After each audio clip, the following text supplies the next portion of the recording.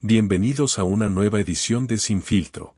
Hoy continuamos con la segunda parte de una conversación única, con el teniente coronel José Hilario Trujillo, veterano de la Fuerza Aérea Panameña y de las Fuerzas de Defensa de Panamá, quien tuvo una relación cercana al general Manuel Antonio Noriega. En este episodio, el coronel Trujillo nos revelará detalles inéditos sobre el proceso evolutivo que desembocó en la dictadura del general Noriega, los acontecimientos que rodearon la invasión estadounidense del 20 de diciembre de 1989 y además nos ofrecerá su perspectiva sobre la situación actual de la seguridad nacional.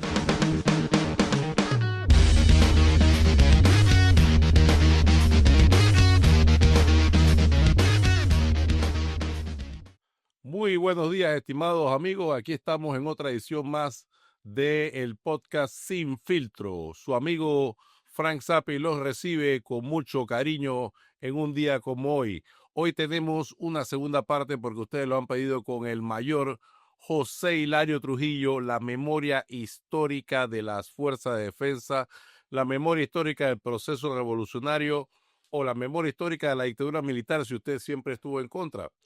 Buenos días, comandante, ¿cómo se encuentra? Buenos días, Chapi. Bueno, viendo los eventos que se están dando políticos, recuerda que la política es el arte de gobernar. No todo el mundo la maneja. Y este es el problema que tenemos en América Latina. Arte y ciencia, el arte y ciencia de gobernar. Pero bueno, es política y en democracia del pueblo, para el pueblo y por el pueblo, pues todo el mundo participa, es participativa. Comando, un tema de actualidad en lo que nos ocupa en este momento, porque se ha hablado mucho al respecto. Su compañero de armas, el señor Felipe Camargo, habló sobre el tema. Ayer capturaron a otro miembro de la institución que estaba reo rebelde, que entiendo yo. ¿Qué tiene que decirnos sobre el caso del padre Héctor Gallegos? Bueno, mira, yo era subteniente, ese 71. Yo tenía un año y tanto en la institución. Así que nosotros éramos subordinados, nosotros escuchábamos nada más los corrinches de los cuarteles, ¿no? Los rumores. Los rumores aquí, rumores allá, y lo que escuchábamos era de que el padre Gallego era un cooperativista. Él era un colombiano. Cooperativista era que organizaba las cooperativas para los campesinos. Esto era un movimiento que había en Colombia, con el padre Torres, que se había involucrado con la guerrilla y había muerto en una emboscada que hicieron en la FARC, y él pertenecía a la misma grey del padre Torres de Colombia. En ese tiempo estaban de boga las teologías de la liberación y la gente olvida estas clases de cosas. Yo gracias a Dios que no se me olvidan, ¿no? Y eso era lo que escuchábamos, ¿no? Que el monseñor Marco Gregorio Magra, que era el obispo, no quería comunistas en su grey, pues. Y él era amigo personal del comandante Torrijos. Eso es lo que rumoramos, ¿no? Se rumoraba. Y que le había pedido que le quitara la visa, porque el padre Gallego se había ido de vacaciones. Y que le quitara la visa para que no entrara. Pero Torrijos le dijo, no, si yo estoy utilizando ese estereotipo para hacer los asentamientos campesinos. Me explico, me gusta la forma de cómo organizan los campesinos para que sean independientes. O sea, el jefe de la Iglesia Católica en ese tiempo, el monseñor Marco Gregorio Magrat, no quería gente vinculada a la izquierda. Como la izquierda, y no quería eso en Panamá. Y eso fue lo que se rumoró, lo que nosotros entendimos. Y se rumoraba que el comandante Torrijos dice, bueno, pero es que él me sirve de modelo para el tema de la reforma, los asentamientos. Para que la gente fuera independiente. ¿Y qué sucede? Aparentemente, de acuerdo a los corrinches, dice que un día el padre regresó, el Torrijos no le quitó la visa, él lo entró y se fue para Santa Fe. Y parece que el padre, el obispo, pues le dijo, ven acá, hay que sacarlo, pues. Y entonces mandaron a un grupo, hubo un juicio. Madriñán y el otro, no me acuerdo del teniente, pagaron Walker. Creo que 10 años de cárcel. Walker. El moreno, no me acuerdo. Sí. Y este era el jefe de, este señor que tiene 94 años, era el jefe de G2. Magallón era el jefe en Veragua. Y cuando fueron al juicio, pues le metieron 15 años, no sé, todo está en el juicio. Yo no sé cuál es. Hubo un juicio. Y los que presuntamente estuvieron involucrados le metieron cárcel. Este señor parece que se fue a la montaña.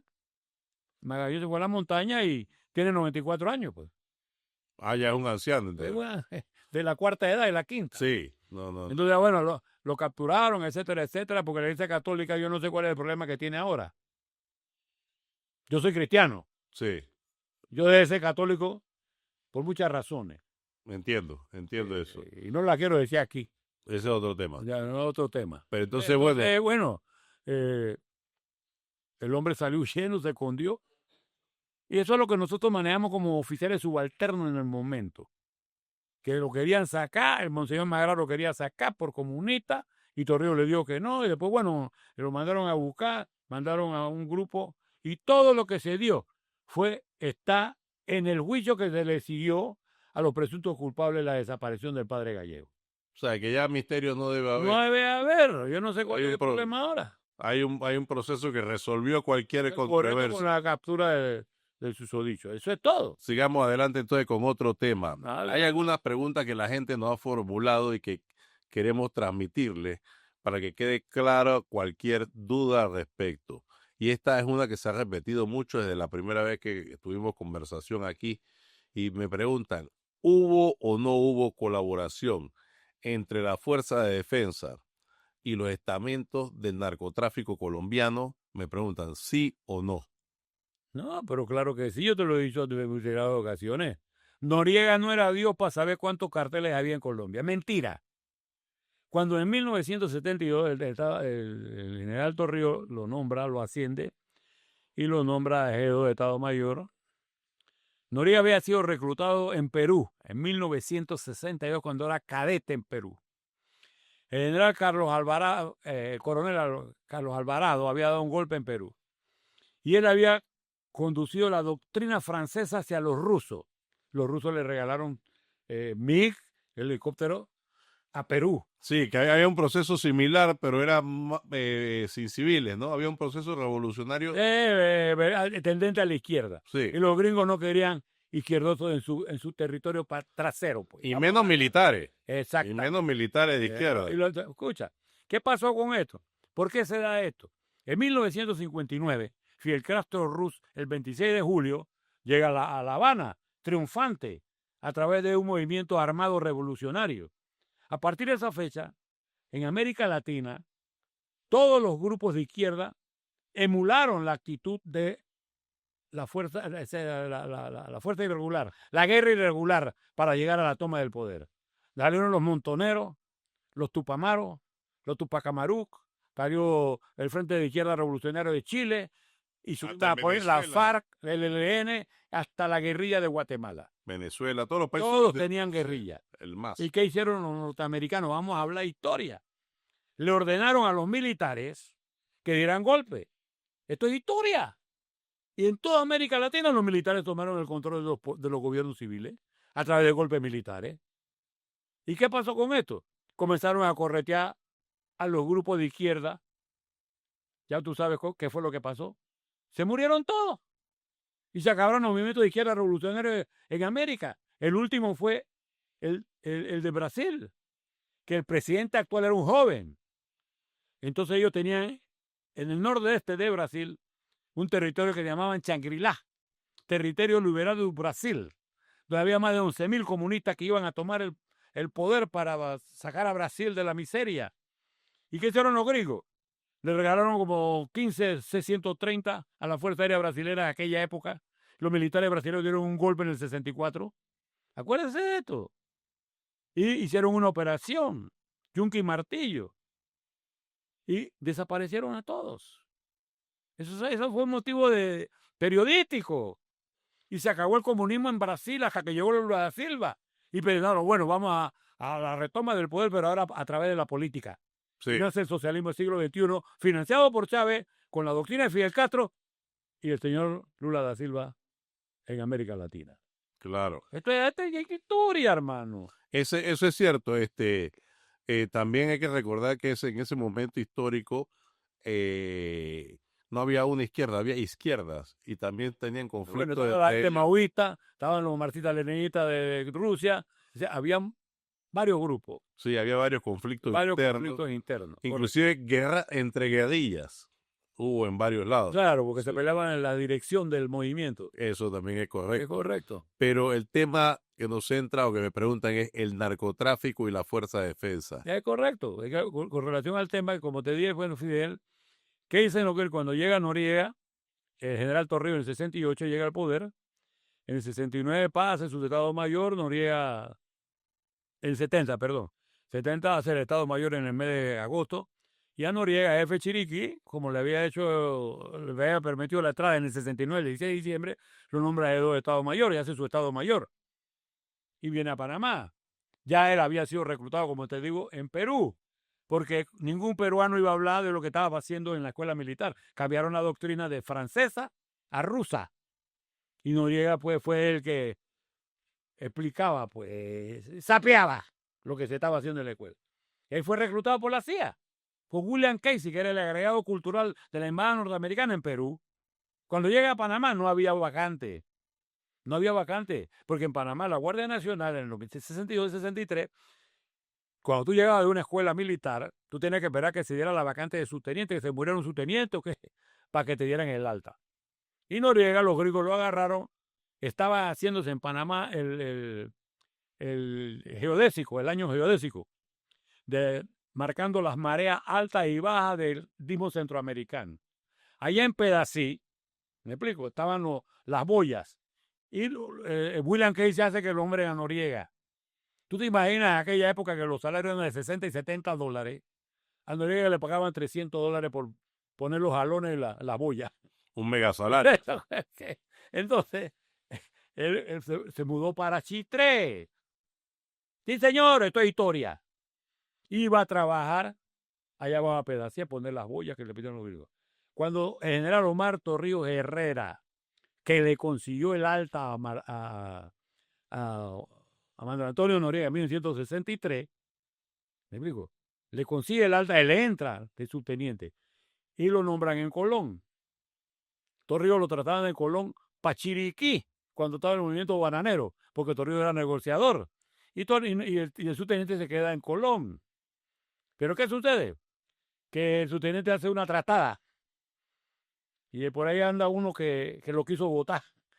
Y cuando lo mandan a Panamá para votarlo, ahí estaba el general Torrijos, que era mayor jefe de Chiriquí, negociando con el general Bolívar Vallarino la situación de los bananeros. Había habido un muerto en Chiriquí, la bananera. Había habido un muerto por parte de la guardia. Y tenía que venir a explicar. Y llegó el caso de Noriega. Y como él le había ayudado a dar el alta, le dice, mira, ve tu ahijado. Y dice, no, yo me lo llevo y se lo llevó para Chiriquí. Y no le dieron la baja. Esa es la historia de esto. Por eso cuando el 69, cuando lealtad sin precio ni duda, porque todo se lo debía a Torrijos. Claro. La gente habla tontería en este país. ¿Por qué? Porque la gente de afuera especula. Lo que sabemos, lo que pasó, somos nosotros de adentro. No solamente yo, varios oficiales, que nos interesa la historia. Pero como yo no, la historia de ella es historia. Pero no hemos llegado al punto todavía de cuándo hace. Voy al hecho. Voy al hecho. ¿Qué pasa? Comenzó el narcotráfico. El narcotráfico comienza en Bolivia, con Siles Suazo, el rey de la droga boliviana. Comenzaron a salir cocaína para Estados Unidos. En Colombia era el pase. Sembraban la coca y era para acá. Panamá era, o sea, la droga en esa época tenía 3 mercados. El mercado de producción en Sudamérica, el mercado de trasiego en Centroamérica y el mercado de consumo en Estados Unidos y el resto del mundo. Esto es historia, esto no es cuento. ¿Qué sucede? Que los colombianos, cuando agarran a Siles Suazo en Bolivia, la CIA, y lo eliminan, los colombianos se dieron cuenta de que ellos también tenían Cordillera de los Andes, tenían el mismo ambiente, y comenzaron entonces a procesar la cocaína. Ya. Ustedes recuerdan que hubo más de 6 carteles grandes, y comenzaron a trasegar a través de Panamá. ¿Qué sucede con esto? Porque nosotros somos el mercado de trasiego. ¿Qué le dicen los norteamericanos que eran los jefes de Tony en materia de droga? Tiene que filtrarte para saber cuántos carteles hay, porque la cocaína le rodea a los Estados Unidos por todos lados, por más de mar y tierra, pero no tenía control. Y Noriega le ordenan que haga el filtro. ¿Y qué sucede? ¿Cómo tú te vas a filtrar? ¿Cómo tú te vas a olvidar? Tú eres un miembro de la seguridad de un Estado. ¿Y qué hace? Se utilizaron a varios empresarios de Panamá, no vamos a decir los nombres, para que se involucraran. Y se involucraron en un trabajo para Noriega. Van a hacer esto, y se hizo. Ahí, ¿qué se hizo? Noriega dijo, bueno, para poder que pasen por aquí, entonces vamos a tener que cobrar para que todo el mundo accese al trasiego por Panamá, sabe quiénes son. ¿Me explico? Porque tú no puedes llegar y que yo soy la mamá de Tarzán. No, mentira. Y eso fue lo que hizo Noriega.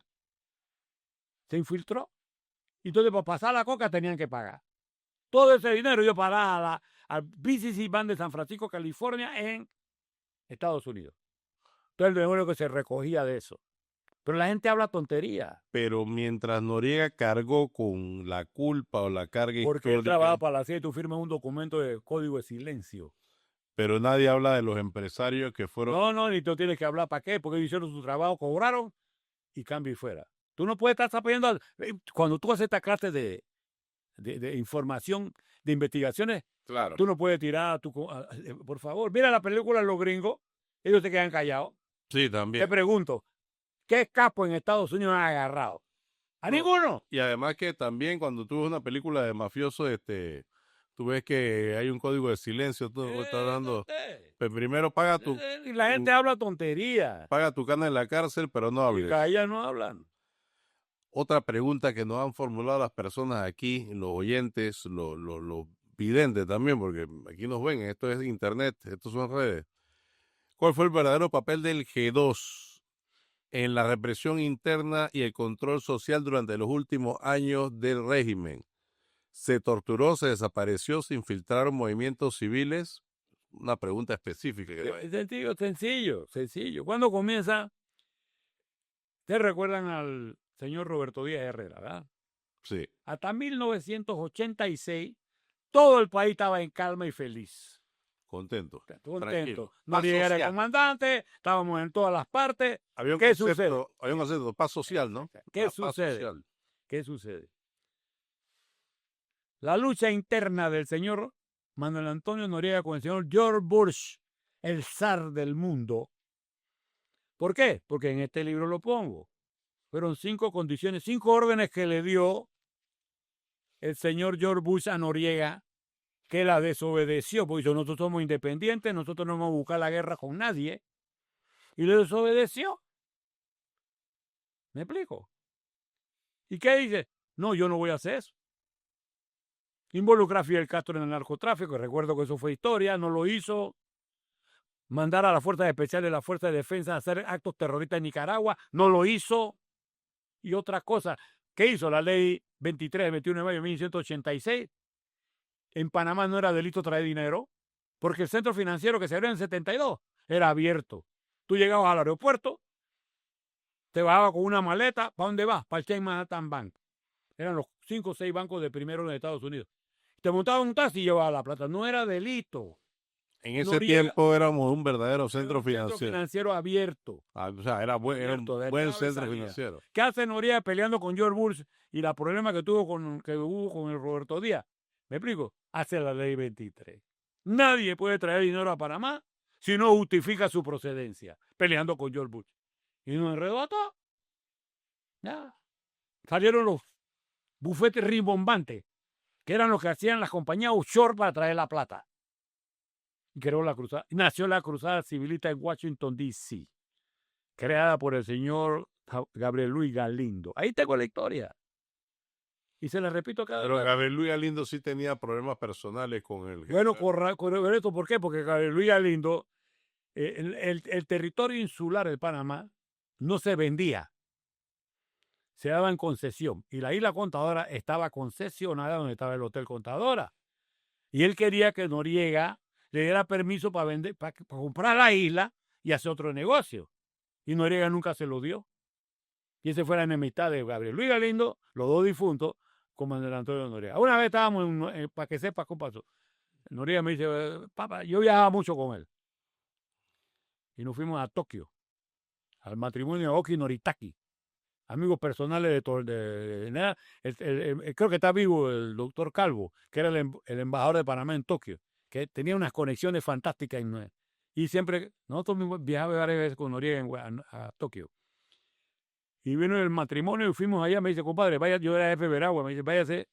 Y me espera en Nueva York. Y yo me fui y ahí salimos para Tokio, al matrimonio de Oki Noritaki. ¿Qué sucede con esto? Cuando está la fiesta, es una anécdota, ¿no? Eran 300 invitados, primera mesa, segunda mesa, tercera mesa. En la mesa primera estaban todos los ancianos, los dueños de Yokohama, Suzuki, los dueños de todo Japón. Y estaba el presidente del Banco Industrial. Esto es historia. Entonces, Noriega se para cuando ya se pasó la fiesta y me dice, mira, ¿tú viste esto que está aquí? Esto se llama relevo generacional. La primera mesa están los dueños de todo. La segunda mesa los vio que son los administradores y donde estás tú sentado son los músculos, los que ejecutan las órdenes de las empresas. Eso es lo que hay que hacer en nuestro país. Relevo generacional para que las futuras generaciones puedan seguir el proceso de Torrijos. Esto es así. Es historia. Cuando terminó eso, el presidente del Banco Industrial de Japón, que fue el que reconstruyó Japón, Itakuro Kamato, invita a Noriega a tomar té y fuimos para allá. Noriega siempre fue espía de los gringos. Había un traductor que se llamaba Waro, un japonés que hablaba buen español, y estaba el embajador. Y el Takuro comenzó a hablar, cuando estábamos en Nagasaki, comenzó a hablar y Noriega, y a mí me gusta la historia. Y comenzamos a hablar del plan MacArthur, cómo reconstruyeron Japón, etcétera, etcétera. Y como él comenzó a hablarme, y de repente me dice Noriega, el señor fue al baño y me dice Noriega, pregúntale cuál fue la respuesta de el imperio del sol naciente ante Hiroshima y Nagasaki. Fue una bomba atómica. Yo déjame un espacio, pues. El señor regresa, y cuando regresa, busco el momento y le digo, oiga, señor Itakuro, o sea, traducción, ¿no? ¿Cuál fue la respuesta del imperio del sol naciente ante la ofensiva de Hiroshima y Nagasaki? ¡Ey! ¿Cómo hacen los capturas de la película? Ya le penetramos 2 de sus 4 patas económicas, la industria automotriz y los pequeños bancos. Y Noriega oyendo. Cuando regresamos a Panamá, la Ford, la Chevrolet, las dos comenzaron a hacer carros chiquitos, ¿se acuerdan? Sí. Y del Chevy. Y la Reserva Federal comenzó a recomprar en los bancos que ya Japón lo había comprado. Y se fue a trabajar en Noriega. Era la mejor agente de ellos en el mundo. Pero callado. Y aquí la gente, como le había quitado el poder económico, el poder político a los ricos, pero no se lo quitó como Torrijos, no le quitó el poder económico a los ricos. Pero ellos querían estar como ahora, el poder económico y el poder político. Claro. Ese es todo lo que estaban peleando. Pero nació la cruzada civilista. Pero estos movimientos, la pregunta básica era si fueron penetrados por la inteligencia militar. Los movimientos... Nosotros sabíamos todo. Tú sabes que Noriega, cuando estaba la cruzada civilista esto es historia, cuando estaba en Villarentina. Sí. ¿Te acuerdas? Bueno, había un tipo en una moto vestido de negro, con jacket negro y pantalón de jacket negro. Ese era Noriega. Parado. Con su casco, chequeando la cruzada. Para que sepan, es historia. Esa es una novedad. El mismo general Manuel Antonio Noriega estaba dentro de la manifestación de vivienda. Exactamente. Porque está abajo es HP y todo. Abajo el mismo que está. Ey, es de un fenómeno. Pero bueno, ya pasó a la historia, se murió, ya tú puedes hablar las cosas que pasaron. Porque lo que pasó internamente lo sabemos los militares, algunos, no todos los militares. Lo demás es especulación de afuera. Otra pregunta que nos formulan los oyentes es, ¿en qué momento y por qué razón siente usted que el proyecto revolucionario se desvió de sus objetivos iniciales? ¿Fue una traición a los ideales de Omar Torrijos? Es una traición para mí particularmente. Para mí particularmente. Cuando Torrijos creó el partido, fue para darle seguimiento. Él nos decía a nosotros, como te dije en principio, esta clase de gobierno se va a acabar. Y entonces nos daban los cursos de capacitación política con los funcionarios públicos en cimarrón, a los subtenientes. ustedes son los que van a recibir el canal. Tienen que aprender a vivir en democracia. Y nos comenzaron a instruir políticamente, pues. Algunos entendimos, otros no entendieron. A los que nos interesaba la política y tal, entendimos cuál fue este proyecto. Y yo no lo voy a dejar morir. Yo tengo 30 y pico años está hablando sobre el tema. Porque lo traicionaron. Lo traicionaron. La política era sucia. La traición de los civiles, de los militares. No, los militares no tenían nada que ver con esto. No, por favor. Fue cuando se le entrega el poder al partido PRD, todo comenzó a cambiar. Todo comenzó. Ellos se acuerdan de mí. Ellos se acuerdan de mí. ¿Sabe por qué? Porque en el 80 cuando se fue Roberto Díaz, que él era el enlace con los políticos, yo, José Trujillo, queda el enlace con los políticos. Y yo iba a la presidencia, a los consejos de Estado ampliados y a los consejos de gabinete. Y hacía la evaluación por el doctor Solís Palma, profesor Solís Palma. Mayor, haga la evaluación. Ellos lo saben. Los viejos, que ya se han muerto uno y están vivos. Y yo le hacía la evaluación. Estamos hasta la oreja, esto está pasando así, así. No le interesó. Comenzó a morir el proyecto de Torrijos. ¿Tú qué eres? Entonces ya usted establece que desde el mismo década de los 80, que todavía estaban el gobierno de los cuarteles. Es correcto. No, ¿qué cuarteles, oye? Bueno, ya había una traición de parte de grupos políticos, de civiles. Comenzaron otra línea. La línea de los políticos tradicionales. ¿Y tú sabes cuál es? Sí. ¿Tú sabes cuál es? Entonces, Panameño trabaja por culpa. Los otros dirigentes revolucionarios, socialistas y... Eso se acabó. Se acabó y ya, ya no hay nada de eso. Se fueron por otro lado. Para otro lado. ¿Tú no le has caído la otra y que cuánto hay para mí en la asamblea? Sí, o sea, ¿cuánto hay para mí? Sí. Y vino la doctrina del dólar. Sí, y ahí mismo me hacen otra pregunta.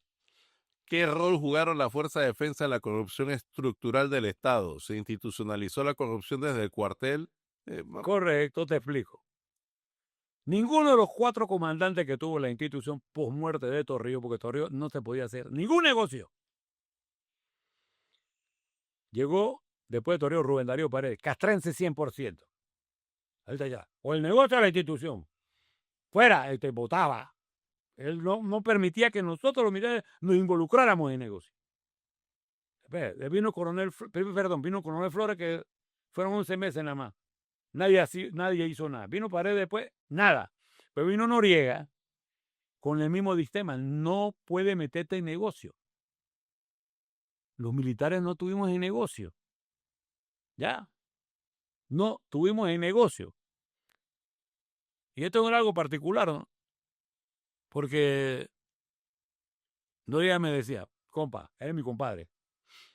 Yo me voy a ir y usted va a caer comandante. Yo era mayor. No quiero yo, pero si hay pocotón de coroneles. Sí, pero todos están jubilados. Antes de irme los voy a jubilar. Ya. Y usted se queda de teniente coronel. Nunca ascendí a teniente coronel. Porque me comenzaron a coronear a todos. Just. Tú sabes, porque nosotros éramos en la línea de Omar y recta. Cero negocio. Y le digo, bueno, pues yo cómo voy a llegar limpio allá. Y me dice, bueno, te voy a dar un espacio. Estaba Talacino en el jefe de zona libre.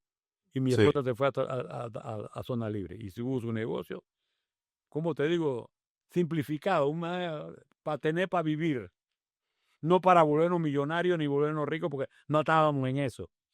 Pero bueno, ya para esa altura, un gran segmento de la Fuerza de Defensa ya sí estaba en otra cosa, ¿no? Ya estaba en... No, un momento. Hubieron oficiales involucrados en el narcotráfico. Todo se le dio la baja. Después del escándalo se le daba la baja. Porque no podía estar en todas. Sí, es verdad. Y en los negocios, contrabando. ¿Qué contrabando de qué? ¿Qué cosa? El contrabando en Panamá lo manejaba un señor. Acuérdate que en zona libre estaba el señor Carlos Duque con Transit. ¿Qué contrabando va a haber si él tenía el control de todo? ¿Qué contrabando? Entonces la gente habla tontería. Digo, los militares. Por favor. Ahí no se podía hacer nada. Nada. Bueno, quedamos claros en ese punto. Me preguntan, ¿fue Noriega el único responsable del colapso del régimen o hubo una complicidad silenciosa entre el estamento militar y civil que prefirió beneficiarse antes que tomar otro camino, antes que denunciar, antes que salir a... Bueno, ya te dije. Aquí está en este libro las 5 razones por las cuales nos invadieron. Noriega como funcionario de ellos, porque a él le pagaban, ahí está el libro de este que escribió sobre Torrijos, sobre Noriega. A él le pagaban creo que $110,000 al año al final del camino por ser funcionario de la CIA, ¿no? De la CIA, así es. Entonces nosotros aquí en este libro que está aquí pusimos todas las razones por las cuales nos invadieron, ¿no? La gente habla, sí, porque fulano, que no sé qué. Nosotros pusimos aquí, los dueños de la Reserva Federal de Estados Unidos, creada el 23 de diciembre de 1913, no es el gobierno federal. Es el staff financiero de la época quienes lo crearon para tener el control de los dólares norteamericanos en el mundo y controlar la economía del mundo. Y eso es lo que pasó. Entonces llega en Panamá, peleando con George Bush, le cierra el centro financiero, o sea, la traída del dinero, que lo lavaban los mismos gringos, lo crearon para eso. Lo crearon para eso. Se niega a mandarnos a las fuerzas especiales a hacer actos terroristas en Nicaragua. Se niega, le cierra las puertas al lavado de dinero. Salen los abogados rimbombantes, sale la cruzada civilista, creada en Washington. Noriega, que no debe, porque le cerró el negocio. Le cerró el negocio. Ese fue todo el problema de él en el 87-88.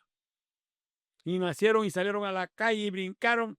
¿Y qué es lo que querían hacer? Entonces, Noriega se vuelve un demonio a partir del momento en que no sigue instrucciones. Cuando crea la ley 23, que pone al margen de la ley, trae dinero por el Centro Financiero Internacional, libre por Tocumen. Ahí hay una agencia que puso en Tocumen. Ahí está la agencia. Usted no podía traer plata si no justificaba su procedencia.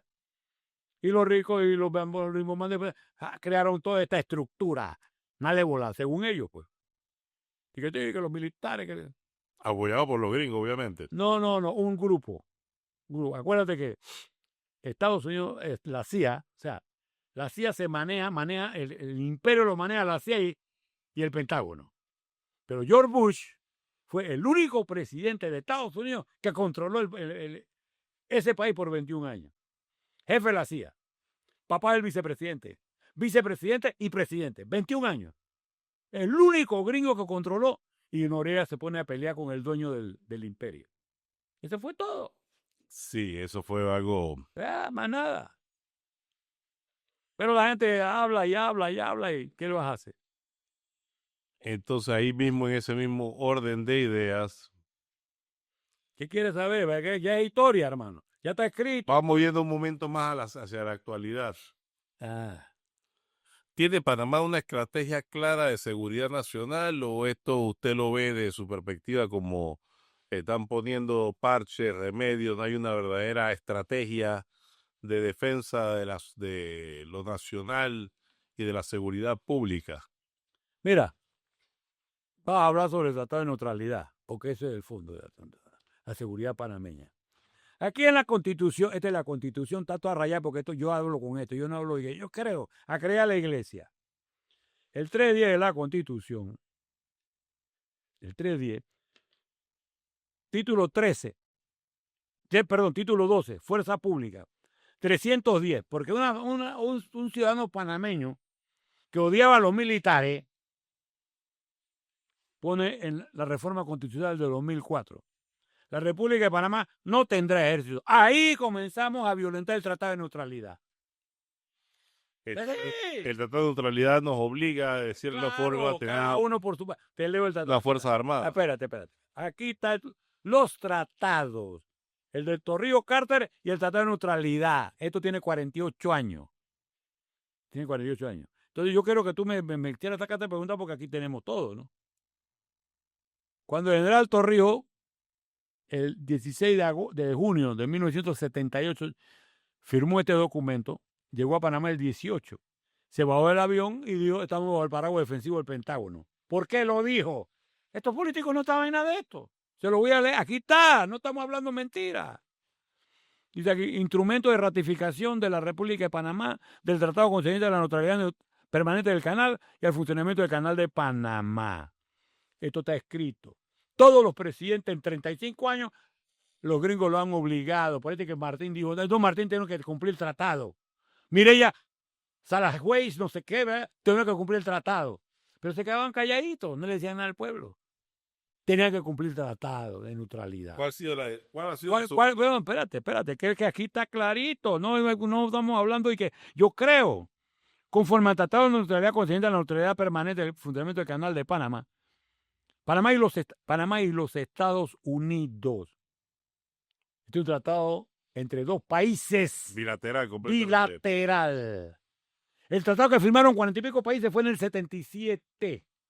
Este firmó después de la firma del tratado entre Panamá y Estados Unidos por la seguridad nacional de Estados Unidos. ¿No? Los gringos nada por nada. Mentira. Conforme a que papá los Estados Unidos, la interpretación correcta de este principio es que cada uno de los dos países, de conformidad con sus respectivos procedimientos constitucionales, defenderá el canal contra cualquier amenaza o régimen de neutralidad y por consiguiente tendrá el derecho de actuar contra cualquier agresión o amenaza dirigida contra el canal o contra el tránsito pacífico. ¿Eh? Esto es importantísimo. Dice acá. Caramba, entonces la falta de una Fuerza Armada panameña. Primero comenzamos hablando cómo lo van a defender. Esto es, fallamos, pero a los políticos no les interesa eso. No querían saber los militares. Bueno, acá dice, no obstante, las estipulaciones del artículo 4 o cualquier otra estipulación del tratado, si el canal fuese cerrado o se interfiriese en su funcionamiento de la República de Panamá y los Estados Unidos de América, cada uno independientemente, tiene el derecho a tomar la medida que cada uno considere necesaria de conformidad con sus procedimientos constitucionales, incluyendo el uso de la fuerza militar en la República de Panamá para reabrir el canal. Ese no es el caso ahora. Hipotéticamente hay una guerra. Pero a ellos no les interesa, Torrijos lo dijo. Los gringos hacen lo que quieren cuando quieren y cuando quieren. Cuando llegó a Panamá, después de firmarlo. Y aquí está la otra parte que... Sí, ellos buscan excusas, ¿no? Sí, ellos buscan... Torrijos lo dijo, no les interesa. Pero aquí Torrijos no firmó del todo. Él puso unos escalones de defensa. Oye esto. Artículo 3 del tratado. Será interpretado en el sentido de que exige, antes de que se haga cualquier ajuste a los peajes para el uso del canal, que se deberá dar plena consideración a los efectos de cualquier ajuste de dichos peajes en los patrones de tráfico de ambos países, incluyendo la consideración de los siguientes factores. Torrijos fue inteligente y puso en primero el coste de operar y mantener el canal de Panamá. El que mandamos a negociar no lo sabía. Nosotros no tenemos que pagar ni un real por nada a los gringos. Porque la ampliación del canal no le costó un real, es de nosotros los panameños. Pero ni siquiera saben defenderse, hombre. Ni siquiera saben defenderse. O sea, ellos fueron a esa habilidad. Mira, los gringos mandan siempre una avanzada. ¿Cómo se llama el estado? Peter Hegseth o el Marco Rubio. Marco Rubio. Y censó. Esto no sabe nada de lo que es el tratado. Y después vinieron la fuerza bruta. Vamos a hacer esto. Y el otro que no sabía nada lo firmó. Esta es la historia, mano. Es la historia. Y no quieren que nadie que sepa esté alrededor de ellos. Problema, pues ahí ahora tienen su revolú. Tienen un revolú formado con la gente. Entonces, en su opinión, que es redundante, el memorando de entendimiento, positivo, negativo. Oye, te lo estoy leyendo, el memorando de entendimiento. El tratado de neutralidad establece el memorando de entendimiento. No, pero estoy hablando de... No, el acto, porque esto tiene una repercusión. Esto tiene 48 años y está en vigencia. Ellos no están inventando nada. Ellos están retrotrayendo lo que está en el tratado. Pero no lo saben. Yo no sé si no tienen este documento. No lo sé. Aquí te condiciones, enmiendas, entendimiento. Mira. Aquí está la firma de Torrijos. Aquí está la firma de General Torrijos. No estamos hablando tonterías. Aquí entonces dice acá. Entendimiento. El acuerdo para mantener el régimen de neutralidad establecido en el tratado, en su artículo 4 del tratado, significa que cualquiera de las dos partes del tratado puede, de acuerdo con sus procedimientos constitucionales, tomar acciones unilaterales para defender el canal contra cualquier amenaza según lo determine la parte que tome la acción. Como ellos tienen su problema con los chinos y los chinos estaban aquí, ellos consideran eso, pues, ¿qué podemos hacer? Tenemos que saber defendernos con este tratado, o si no lo sabe, entonces busca a la gente que sepa. Pero ¿no cree usted que, por ejemplo, cuando el señor Trump empezó a hablar de que había... El presidente Trump puede decir lo que le dé la gana, pero no puede hacer lo que le dé la gana. Recordemos a George Bush. ¿Ya? El 18 de diciembre de 1989, él tuvo que ir al Senado para que aprobaran el uso de la fuerza en Panamá. Él no fue unilateralmente. Esos son los políticos de pacotilla que tenemos. Bush puede decir lo que le dé la gana, pero no puede hacer lo que le da la gana. Definitivamente. Oye, entonces, Bush haga lo que le dé la gana. Trump, ahora vaina Trump. Y Bush hizo lo mismo. Sí. ¿Están hablando qué, hombre? Entonces, como una palabra final, una reflexión del mayor Trujillo con respecto a la situación actual del país, la seguridad, las instituciones encargadas del tema de seguridad, los estamentos, alguna reflexión que tenga. Nada, nosotros recuerda que el soberano es el pueblo. El pueblo es nuestro jefe cuando estamos en las funciones de seguridad pública. Ese es nuestro jefe. Cuando estamos en funciones de gobierno, el pueblo es el soberano. Entonces, recordemos una anécdota. Cuando fuimos los militares, los maestros nos hicieron una huelga, ¿se acuerdan? Y tuvimos que negociar. La mejor solución a los problemas políticos es la negociación. Varias veces los militares, incluido el mismo Trujillo, tuvo que negociar. Hubo que negociar. Con obreros, con reforma educativa, con los trabajadores. Hubo que negociar. La negociación es el uso racional del entendimiento de los políticos, que muchos carecen en Panamá del entendimiento político. No puede ser, tú tienes que negociar. Aquí, que los militares tenían ¿qué dictadura? ¿Y cuántas veces negociamos? Las dictaduras no negocian. Entonces, pero bueno, la gente del poder económico, porque quieren hacer lo que le da la gana, como antes del 68. Antes del 68 se lo repito y se lo seguiré repitiendo. El presidente de Panamá lo ponía el Club Unión y la embajada norteamericana. Así es, esta es nuestra historia. ¿Qué vamos a hacer? ¿Quieres volver esto? No, no queremos. Somos plenamente soberanos.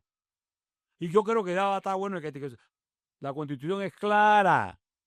Somos un país soberano, independiente y libre. De estar gritando que somos independientes. No. Vamos a hacer valer nuestro derecho internacionalmente.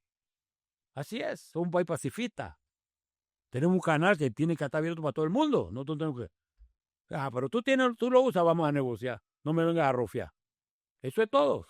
Me quiero quedar con esa reflexión final de que Panamá tuvo entonces que buscar los foros internacionales. Claro. ¿Qué hizo Torrijos? Claro. ¿Qué? El Consejo de Seguridad en Panamá, ven acá. Pero sí es importante, Torrijos tuvo un gran consejero, Joseph Broz Tito de Yugoslavia. Cuando Torrijos fue en el 74 a visitarlo allá, él le explicó, lo llevó a Sri Lanka en el 76 y le dijo, tú tienes que buscar el apoyo internacional. Y lo involucró en los países no alineados. Y Panamá en el 76 pertenecíamos al grupo no alineado. Cuando fuimos a la ONU teníamos 136 votos. Y pudimos lograr lo que se logró. Pero aquí nadie sabe de esto. Comienzan a inventar locuras. Ya. Somos un país cuya posición geográfica nos da estas alternativas políticas y geopolíticas. ¿No la entienden? ¿Qué le vamos a hacer? Bueno, ya saben, los que estén aquí, las cosas pueden haberse negociado diferente. Todavía estamos a tiempo de rectificar, creo yo, nuestro camino hacia lograr las cosas bien hechas. Y también, esto sirve también no solo para nuestras relaciones con los estados, sino también a lo interno, ¿no? Hay gente que es partidaria de la confrontación total, Hay otro que dice, no vamos a negociar con ellos. Entonces yo creo que siempre tiene que prevalecer el foro, el diálogo, la conversación, el entendimiento. Lógico. ¿Tú qué le decías a Saúl? Nuestra historia se basa en entendimiento desde 1903. Todo, vamos a dialogar. Desde antes. Así es. 1821, entendimiento con Colombia. Con Colombia, así es. Vamos a hablar. Ahora, lógicamente que tuvimos un empujoncito de Teddy Rubel, ¿no? Claro. Sí, ¿no? Señor Marroquín, cualquier acción contra la nueva república la tomaremos que fuera contra nosotros. Y Marroquín recogió sus 2.000 soldados y se los llevó. Ya. ¡Es historia! Es historia. Nuestra historia es una historia de entendimiento, de comunicación, de diálogo. Que las cabezas calientes, que los que están pensando De ambas partes. sí, de todas partes, no con la cabeza, sino con algún otro miembro del cuerpo humano, se controlen y que sean las cabezas frías, las grandes mentes, las que prevalezcan. Se despide de ustedes el mayor Trujillo. Bueno, hasta la próxima será, pues. Hasta la próxima. Y Frank Zappi que le dice, allá nos vemos.